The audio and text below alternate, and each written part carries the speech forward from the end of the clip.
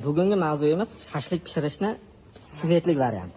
Ko'mirdan bilaman hammalari bezor bo'lgansizlar, hididan, tutunidan.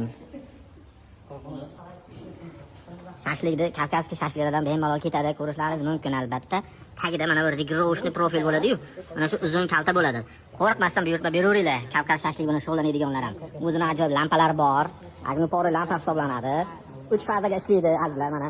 Yana bir marta tushuntirib beraman. O'zining samosiyatini puskatillari bo'ladi. 3 fazaga ishlaydi.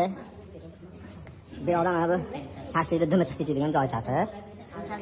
Atrof muhitga umuman zarari yetmaydi, xudo xohlasa. Ma'lum tiyiga nonchani qo'yib qo'yasiz, shashlik yog'i nonga oqib tushadi-yu. U bilan yesa yaxshi sochni oqadi-yu.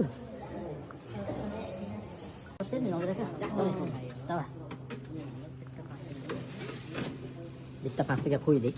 Nimaga? Shashlik kuyib ketmasligi uchun. Chunki gradusni balandligiga shashlik kuyib ketishligi mumkin bo'ladi. Qarang, nechta pozitsiyasi bor? 1, 2, 3, 4 ta pozitsiyasi bor. Svet uchdi. Amaga olam qilat. Tenlarini ko'ryapsiz-a? Qizil turibdi. Ana svet keldi. Qish esdan chiqib ketibdi.